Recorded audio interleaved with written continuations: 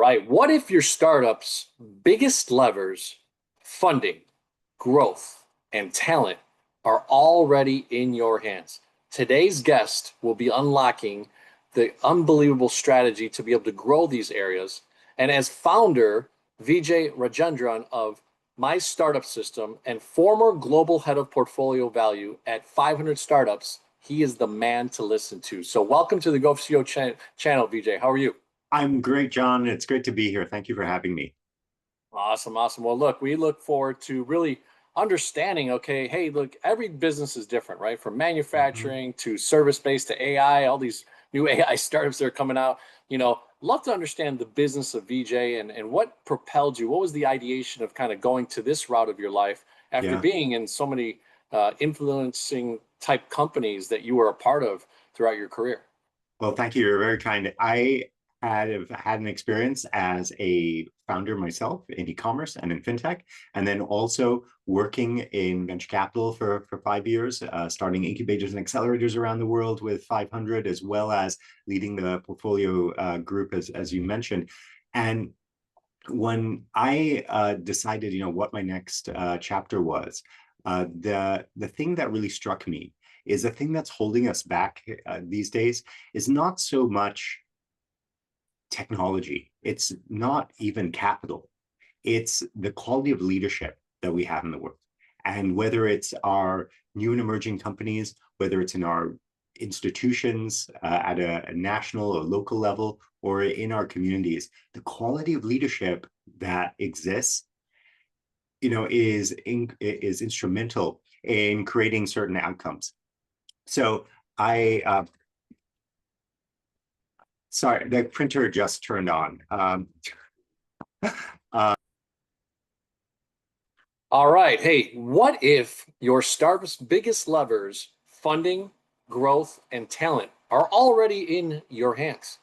Today, we're unlocking them with Vijay Rajendran, founder of My Startup System and former global head of portfolio value at 500 startups. Vijay, thank you so much for coming on the Go for CEO channel. How are you? I'm great, John. My pleasure, and I'm so happy to be here and excited to talk about leadership and startups and some of the cool things that I know matter to your audience. Well, I know you were talking offline. You're an author yourself, and I'm getting into that venture this week, launching the 4A formula, untangle any challenge, and think like a CEO. So, plug there. Congratulations. Thank you so much. But look, we love to hear about the ideation stage, right? A Mhm. gentleman like yourself that's been in, with your sleeves rolled up in companies, doing your own thing and being in front of or inside of companies that have Mhm. influenced the marketplace throughout the years. What led to kind of the ideation of what you're doing now with My Starbucks and all the things that you're doing?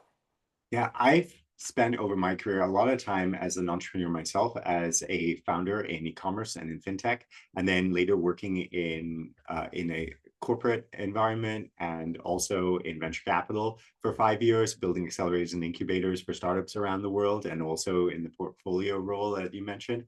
And what I really took away was the thing that's in real scarce supply today isn't so much technology. It's not capital. But the thing that I feel is really limiting us is the quality of leadership that's out there in the world. And whether it's in our new and emerging companies, whether it's in our major national institutions, or whether it's in our communities, how far we go is a question of the quality of leadership that's out there and driving change and focusing on our most valued priorities. So that's why, in the last couple of years, I've spent so much time on coaching, on developing leaders, on recognizing that there isn't a thing that people are just born with. And that there's actually a number of things where we can all level up, we can all grow. And those areas are, as we can talk about, parts of the startup system. It is how you raise capital. It is how you lead sales and define go-to-market for your business, and also how you build teams, culture, and techniques and systems to be successful as you build an organization. Well, it's very interesting, right? I love that you called out leadership because I think it's a quote, right? It's like, hey, strong leaders create strong times, weak leaders Yeah, create weak times, and weak times create weak definitely. leaders. And I don't know that it's necessarily weak times in enterprise or in the business world, but it certainly has become something that you see within companies, and not enough are going public anymore. And there's some other numbers out there that are real stats. But so give us a little bit of that insight, right? I guess why don't we go back a little bit and say, hey, when you were in these companies, who did you notice? Who tapped you on the shoulder and created an opportunity for you to become a leader? Yeah. Oh, that's a great question. I think there's been a couple points where people have asked me to step up and into new roles, and sometimes into positions that I didn't expect. And I can think of a couple times. So specifically when we were building a venture studio or a new venture creation business within a global bank, where we had created a new digital business group at BBVA in San Francisco to build, buy, partner, and invest in fintech. And I came into this opportunity with like a general sort of sense of, oh yeah, there's all these different levers to pull, and then being able to earn the opportunity to think about venture design and how we can say yes and to a bunch of different opportunities, be disruptive. That was like a really special opportunity. I had to work with exceptional leaders who would give you a lot of rope and do that. Fast forward a number of years after creating the corporate and innovation partnerships group at 500, there was, after some time, an opportunity to create a portfolio value team, and in a very customer-centric way, be able to think, what is it that we can do to increase the value and the NPS and things like that of the portfolio companies that we know. And I think in all those cases, it has to do with people saying, "Hey, there's a big challenge. Let's throw it at others who are willing to manage ambiguity and define itself what success can be." And that's something I encourage other leaders, whether or not they're CEOs, to do, and to allow others to like sort of like creep into your own scope. And that's something I see late stage startup leaders I work with doing, as well as CEOs of companies who grow from being the chief everything officer into eventually a chief executive officer. I love that, chief everything officer, right? And so true. Until you hit a certain level, or even have the wherewithal that, hey, I don't want to be a solopreneur anymore.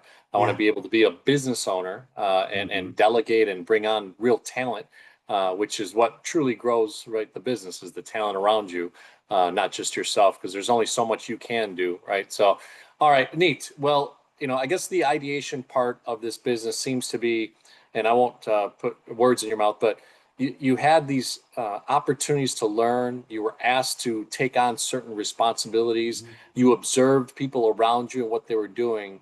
Is that what led you then to have this role now, that you could feel confident enough that if there's a CEO of a company or someone that's emerging in the marketplace, Yeah. that they want to work with you directly? Is there? I know there's a book that you wrote too, so Yeah. if you want to Yeah, include that. absolutely. So I think uh, you know, the work I get to do, it is, luckily a product of referrals and introductions, and your network and reputation matter a great deal. But I do believe I have built a bunch of different experiences and a body of work. Like you said, there's the book, there's the funding framework right here, which kind of speaks to the fact that there is a process. There's not serendipity, but in fact systems that you can bring together to help you fundraise successfully. There's also work I've been doing, first teaching on the Maven platform and helping startups within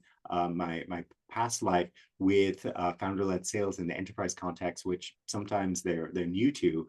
And so I started the Maven course on B2B startup partnerships. I think that was about 2 or 3 years ago.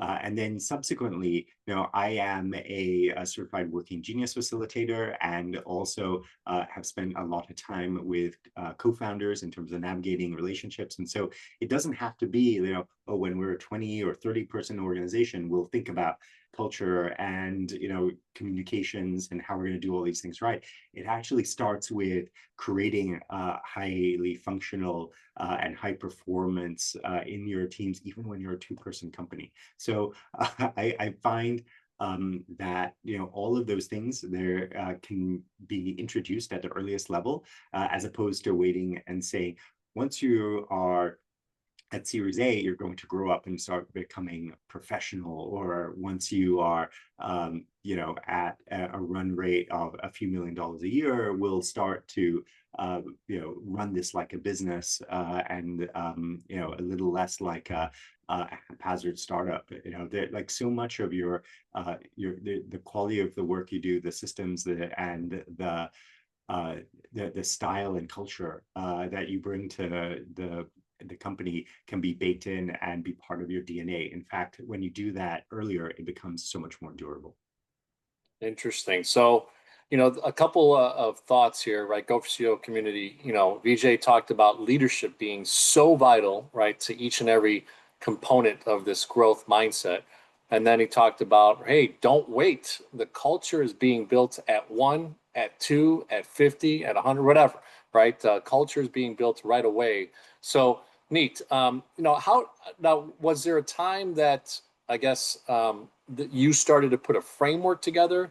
Because what Mhm. actually launched the business, right? What Yeah.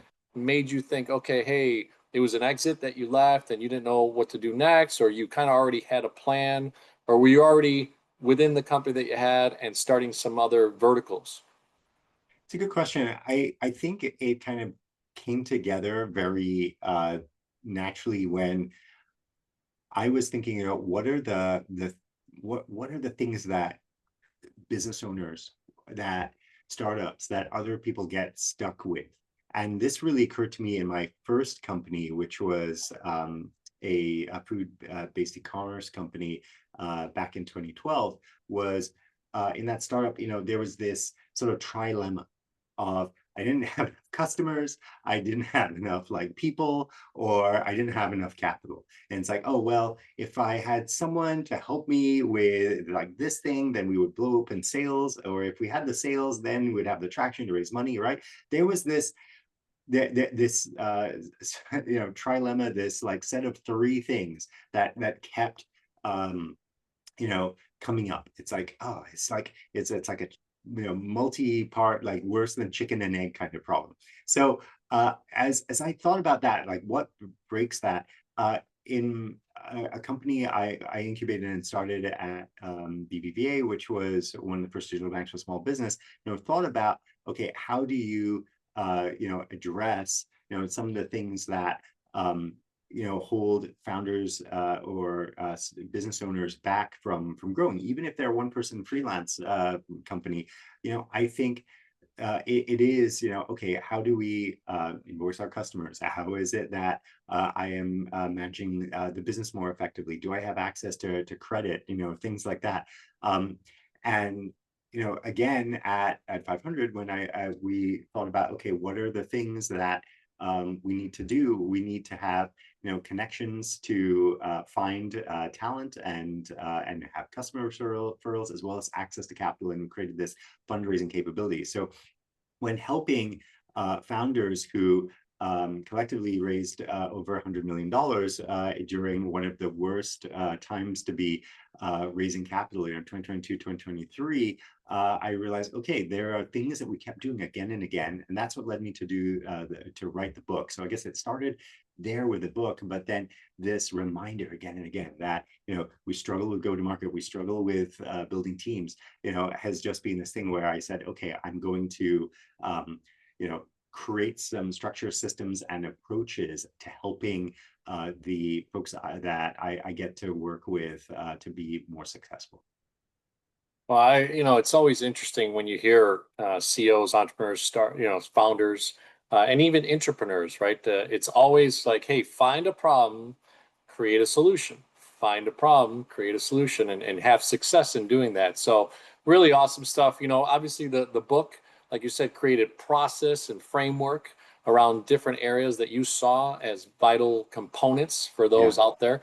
So how did you start marketing this, right? You've said earlier that there was a lot of referrals, there's a lot of network that you have, and in Mhm. chapter 2 of my book, I talk about alignment, right? So once you've assessed where you're at, you align yourself with the right people in your network, and it's fruitful when those people are connected to other people, and those 6 degrees of separation start going. So, what were some of the ways that you marketed this particular business?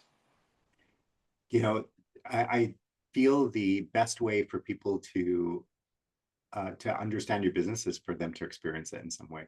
And Yeah. so now I actually spent a lot of time just connecting with people and helping them through coaching. So I am a certified coach. I went through the UC Berkeley Executive Coaching Institute program and became an executive coach. And so one of the best ways for people who might know me from one place in my career where we interacted or intersected, right, but may not like understand the totality of my experiences or what I can do, and what I would encourage your audience to think about is, how can I give people a taste, a snapshot, an experience, and invest time in them and something they're working on, such that they don't necessarily need to give you business, but they can understand, what makes the experience of working with you magical. Now, that's certainly true in a services context.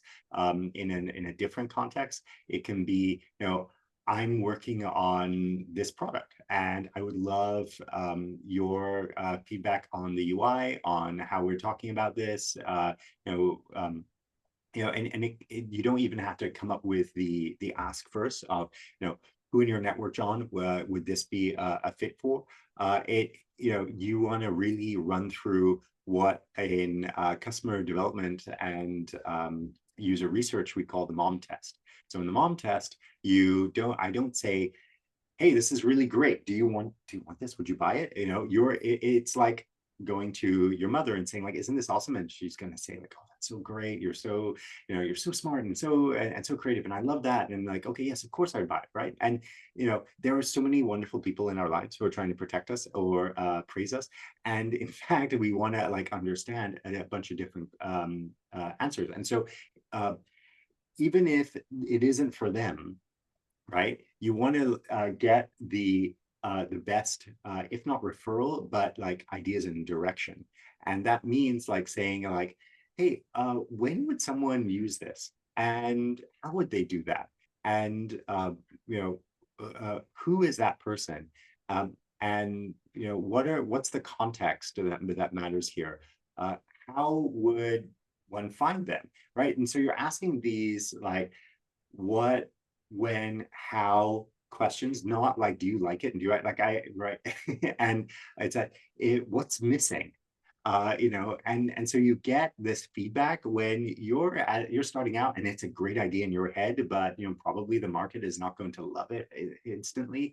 And so that is a process of learning and getting feedback, if you're lucky to have it from individuals who might be experienced in your service or product area, to like give you that kind of direct input so that you can tailor and adapt to it, and then end with, hey, you've given me a lot of great feedback.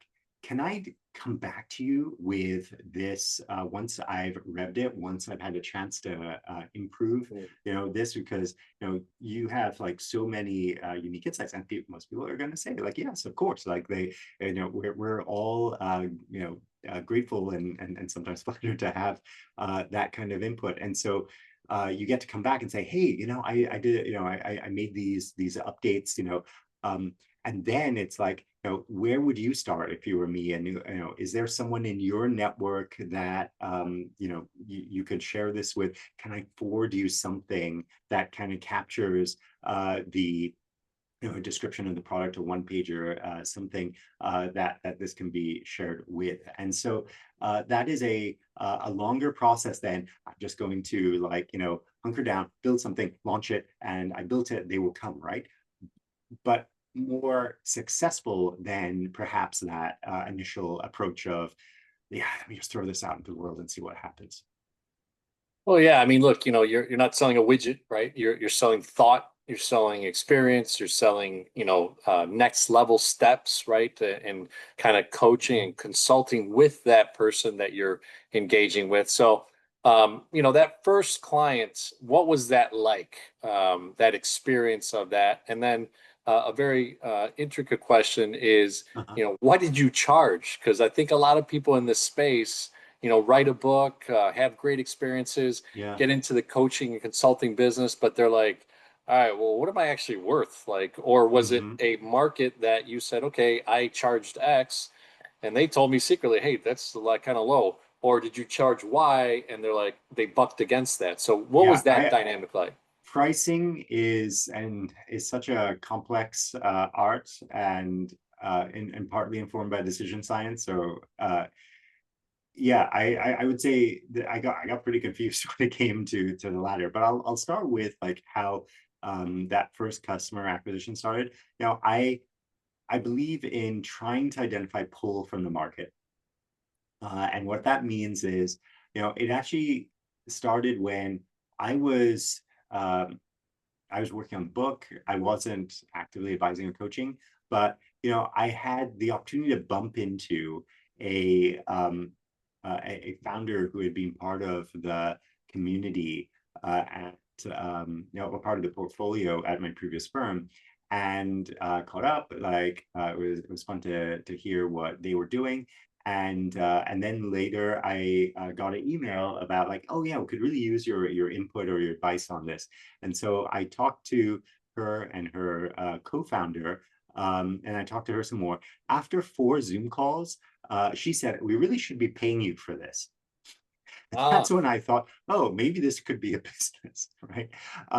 So there was a little bit of that, and I actually asked like, you know, okay, well, I realize you're still fundraising and this and that. Like, what would make sense, right? I just kind of asked that, and then she threw out a number, which was kind of uh, like a few $100s an hour. And I was just like, okay, let's just like see what this looks like, because maybe what I think is worth a few $100s an hour, what they think is worth, let's figure out, right? So it again, this was like the first customer, which was more about like figuring out what it is you do, and for whom will it be valuable. And so I just started with that, and I was just like grateful to continue doing what I was doing, and then I realized the role was an important opportunity to do some facilitation between the founder and co-found their co-founder, uh, and these were extraordinarily talented people. But what I found was it was so important to also make sure they were aligned.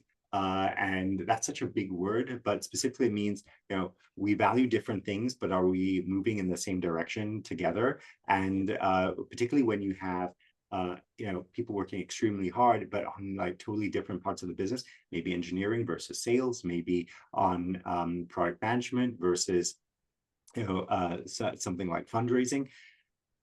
Then you spend 80% of your week on this other work stream, and then you're like, wait, why did? And then your expectations though are missed in some way for what you thought the other person was working on. This just happens all in a time, and I realized that pattern, and so this helped me really figure out the people side of startup system. So yes, it's about funding, it's about go to market, it's about people, but that people side has a particular quality to it. And this wasn't just like, okay, let's hash out our frustrations. This wasn't what was initially jokingly called couples therapy. It was actually a very productive way, and not like forever, but in a set of sessions to like really focus on, okay, this is what we're doing. This is like what matters. If we work backwards from this goal, like launching the product, pivoting it in some way, or maybe a fundraising goal. Wow, there's like so much that we need to do, and both agree, document, and hold each other accountable for in a healthy and positive way, as opposed to the alternative. And I think what mattered is this was a founding team that is still going, but had an attitude towards not like avoiding conflict, but creating like healthy healthy interactions and that allow them to have really good communication and focus on what was important to the business. Because I've seen so often people just avoid talking about things or saying yes, but then they don't do the thing because they weren't really committed to it. Or even worse, people like avoiding communicating at all, and the relationship turning acrimonious, and of course the business suffering. So all the stuff that we think of in terms of like why startups fail, it could be they ran out of money, or the product didn't like land. All of that is explained sometimes by how well people are building the product, selling it, or fundraising, and that can be a function of the traction, the pace of iteration and shipping, and the quality of communication that enables those things to either happen or not. So, you talked a little bit about conflict resolution and communication and not avoiding the hard conversations, right? And that leads itself to back to leadership. Yeah. In a scenario, let's go down the path of in a scenario of a couple founders or two or three partners in a scenario. I've run into companies with my commercial banking hat where there's three or four partners, and sometimes two of them do the same thing, so they're kind of struggling against each other to find the way that they want to do Oh, it. wow. Sometimes you find it where Mm-hmm. one's in sales, one's in operations, and one's in marketing per se, right? And they're each taking each piece, and it looks like a well-oiled machine. From your perspective, in that scenario where you're working with someone, where you're trying to get them to communicate and conflict resolute, what are some things that you're doing? Let's get nitty gritty about Yeah. like where are you pushing the levers in that scenario? Right. I think it starts with kind of separately writing down something to the effect of, here's where I expect the business to be in 12 months. Second step, here's the three things we have to do right in order to get there. Third step, here's what's missing now to be successful. So not a complicated idea, but people usually are reactive to what's happening in the moment, and they're not reflective in terms of like what's happening now versus what we should be doing to get there. They kind of know in the back of their head, but there's often a dissonance between those things. So let's say you have those three folks: sales, operations, and I guess the third category could be marketing, right? Or something like that. So they all have a different sense usually of what's missing. Like one person say, hey, the thing that's missing the most is, we don't have this manufacturing capacity. Or they could say, the thing that's missing the most is we don't have a salesperson in the Southeast. Like when people verbalize, here's what's missing, and then they even verbalize, here's what we need to do well, you then start seeing, this is what I expect from you. What I expect from John is that, we're going to do this thing. And then when you start surfacing this, it's like, wait a minute. You think the thing that's missing or the thing that we need to do, it's how much of it, there's a difference between how much is on me versus how much is on you. And so sharing those expectations is really important. And then how we then take a step towards resolution is a step forward, which is commitments, which is based on what I'm hearing from others. Here's what I'm personally going to commit to do. Here's what I need to resolve, and then we hold each other accountable to those things. And the best companies have a culture of OKRs. This is this or KPIs or whatever are really important, because that allows you to say, hey, my objective is, even before we have a person on the ground, it's opening up the southeast, and I'm going to be in the market 3 times a quarter, right? And so that's the key. So the key result is, we're going to add, let's say, 4 new accounts in that part of the country. Here are the steps I'm going to do, and that is really documented and clear, and it's something that you can either say later it either happened or didn't happen. And I think that's one of the things is people feel like they're moving towards a lofty goal of, oh yeah, we need to grow here, right? But they don't necessarily take that additional step to understand, hey, this would be the key result in the service of that objective, and it's clear whether or not it happened. Interesting. So, obviously you've gone through this journey and evolution of being able to kind of go from an intrapreneur or an entrepreneur as well, Mhm. and these experiences, and now you create this business out of it. You've got a beautiful website, really shares a lot of context and things that you could think about and do. I know offline you shared a little bit about a cool venture that you're in right now, and you can't really speak about it, but when you think about these things and ideas, when it comes to really implementing them and taking action and moving forward and working with someone like yourself, what are some of the things that you are seeing that people are doing so that they finally do take that inevitable step? Yeah, this is something that's easy to describe and really hard to do, and that is actually living your values. So much of what's holding people back from their potential or creating the frustration that they have is they value certain things, but there's this massive gulf between the things that are important to them and the stuff that's going on in their lives, or the choices that they're making. And so whether it comes down to how you want to run the business, the kind of things you want to do, the stuff that's important matters a great deal. And that's because so often we're comparing ourselves to others. We're thinking, oh, I'm supposed to be doing this. We ask ourselves what will people think? Or even worse, we've never taken the time to think about, what are the 3 things I really value, and who is a part of that.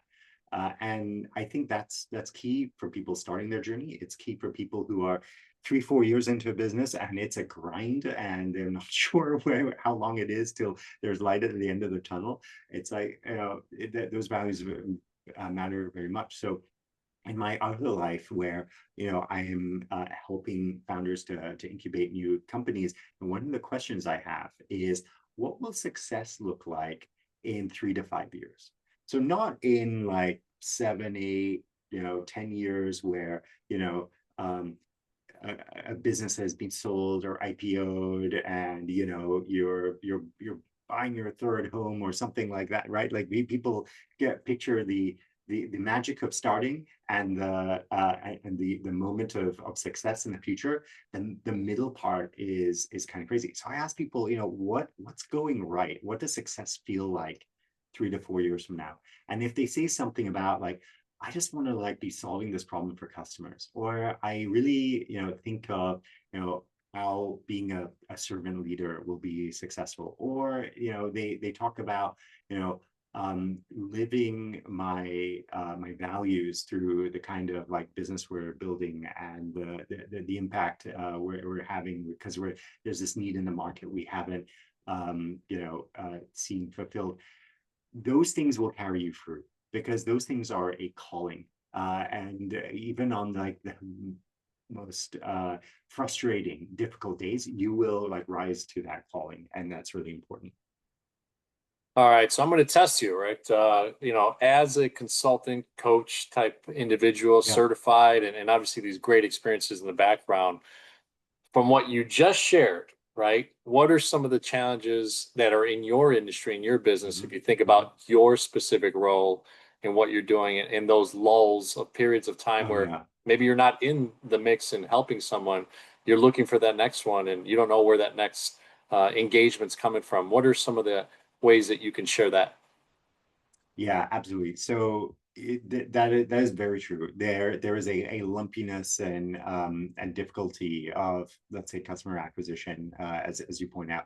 So if that's me, I typically will ask people, who's someone that I should be spending time with, right? So you need to, go to folks that are having good experience and trusting you, or you've worked with in the past. I think that's step one. So starting with those referrals and ways to get engagement. The second thing is like asking, what's the thing that's really keeping people up at night, and what feels like a pain point, and how does what you do relate to the lives of those those particular customers or clients. So that might be, how do we actually use AI in a company? And you don't have to be an expert in AI to understand it's a people problem, and a workflow and prioritization effort, as much as it is adopting this app or this LLM or that technology. So just to offer a few examples, that's where I'd really start, is like the people who know you and can help, and then really assessing in a customer-centric way what are the pain points, because it really depends on whether or not you have a product that is bought or sold. Right. If it's a product that is bought, you need to be top of mind and create awareness and make sure that the things you do are relevant to the things that your customers are already thinking about, versus a product that is sold, in which case, you reach someone and they hear and they see the value, and they push the buy button, or they sign up.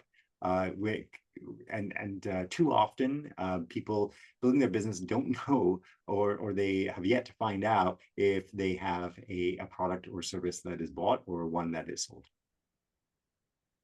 Hmm, interesting. I recently spent some money on LinkedIn boosting of a post, Mhm, and I hadn't done it really ever in that scenario. And it was interesting to kind of see the analytics, the mhm, impressions, what the engagement was, the mhm, percentages.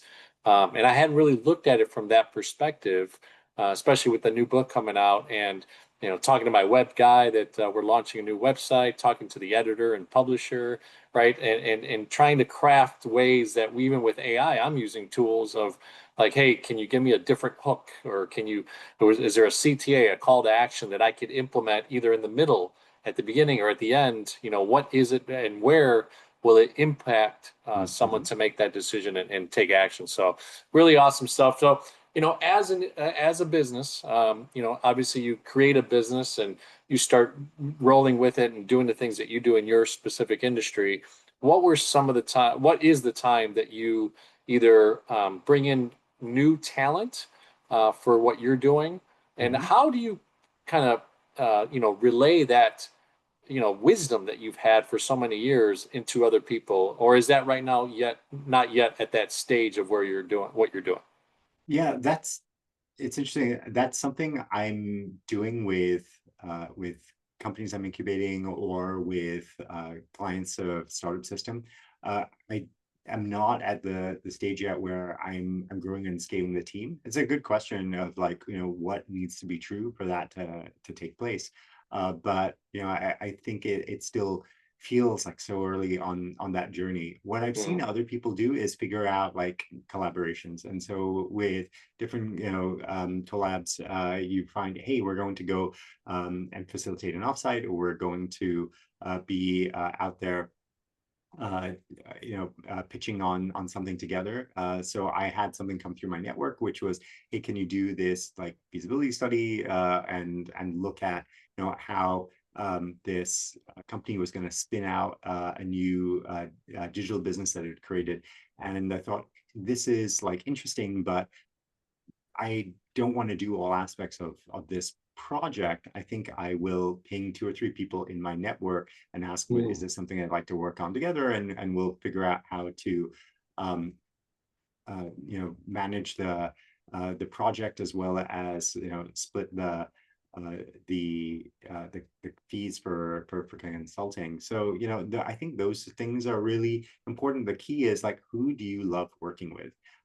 And one of the aspects of that is figuring out, what are your areas of genius and what are your areas of frustration, and figure out who complements you in a way that helps you do more of what makes you great, and then they the same, and hopefully your genius is an area of frustration and the thing they don't want to do, and vice versa.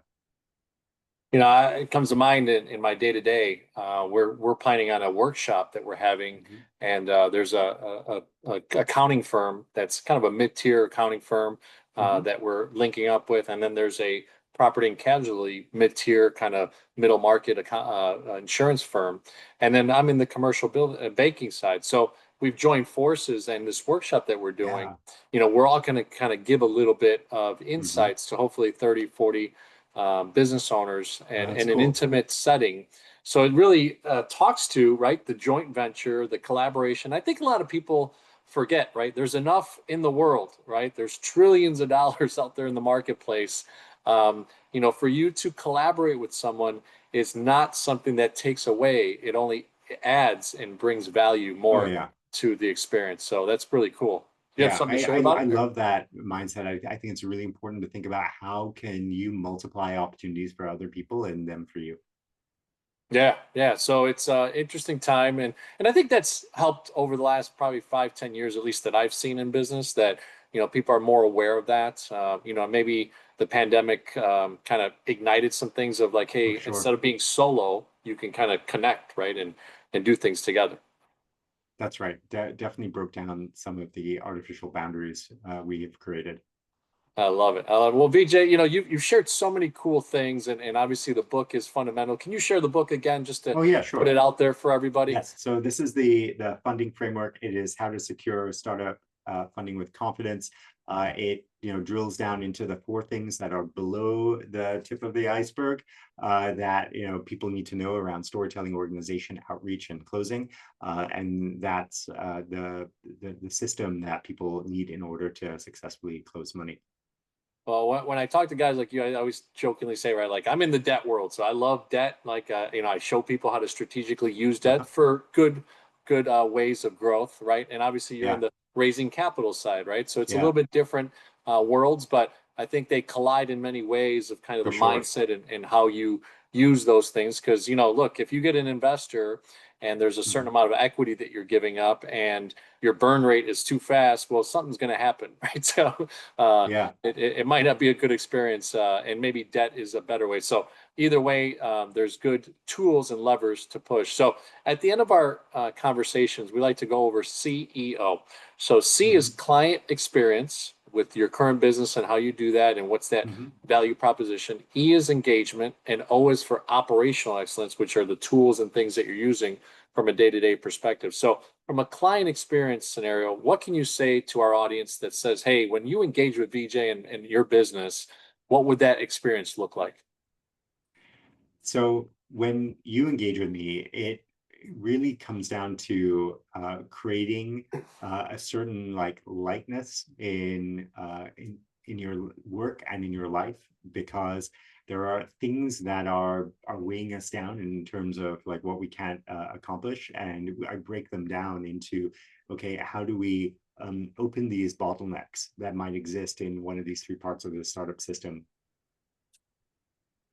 All right. All right. I like it. And then engagement from, I know, a client engagement Mhm. to vendors that you work with, these Mhm. joint collaborations and JVs that you're doing. What are some of the ways that you like to engage? Are you You mentioned maybe offsite things. Are you, Yeah. doing dinners with people? What are the ways that really kind of help people know that they engage with VJ? Yeah. So I do a number of things, one to many. So I have startup system at Substack. Obviously, there's the book, and I do book talks with different accelerators and programs like that. And then separately, yeah, people want to have this like one-on-one experience with executive coaching and the kind of startup system coaching that I implement. And then that allows them to directly see the change in their business and have both a sounding board, an accountability partner, and someone who can help them just up level to the next stage. All right, awesome stuff. So in operational excellence, when you start a business, it's always neat, right? Like, hey, what Mhm. am I doing for accounting software? What am I doing for CRM? What am I doing for XYZ? There's some ones that kind of bring it all together as well. I know in the marketplace. What do you do as far as kind of keeping yourself in line and on the right path with your operations? Oh, that's one of those things where, for some of us, we kind of do all the stuff that comes easy, and then maybe we kind of catch up later on, oh, I need to like be doing this operationally or that. So for me, I think like having a few great like tools around managing my calendar, having an ability to track conversations, to like keep up with the narrative. So it can be combination of like note takers and Calendly and things like that. I think like having something that just reminds and keeps me up to date is super important. And I use Calendar a lot. So I'd say the connective tissue between all these things, when I think about my own personal like operational excellence, is using the Eisenhower decision framework. And the Eisenhower decision framework or decision matrix is really separating things into what's important, which means do it now. What is important and urgent, so do it now. Important, not urgent, calendar it, schedule it. Not important but urgent. I think about those things as either I delegate it, or my version of that is ask my intern GPT to do it instead of me, right? So that's one of those things. And then there's a bunch of things that are not important and not urgent, but like come my way, and it's tempting to kind of like do those things. But I'd say delete those. I love it. I love it. Well, ladies and gentlemen, Go for CEO community, if you haven't subscribed to the channel, subscribe right now. Go ahead and hit that like button and share this communication, right? Share this episode. VJ brings a ton of wisdom, and I'm super excited that you are on. Now, how do people get a hold of you? What's the best way? Are you a LinkedIn guy? Are you just a purely email guy? Like, what's the best ways to interact with you? Yeah, you can find me on LinkedIn. Also, Startup System Substack is a way to follow what I'm writing, thinking about, creating, and also my website, which is mystartupsystem.com, is another way to get in touch. All right, I love it. Well, hey, Go for CEO community, the book is coming out, the 4A formula, untangle any challenge and think like a CEO. I've had hundreds of opportunities to meet with CEOs and founders like VJ. Super excited to have this book come out and hopefully grace the world with something of value, a process to be able to untangle things and really take it a 4A formula. It's just a simple 4 steps, just like Go for CEO. It's the mindset, it's driven by mindset, and do a big thing. So thank you so much for coming on the Go for CEO channel, VJ. This was super fun. Thank you, John.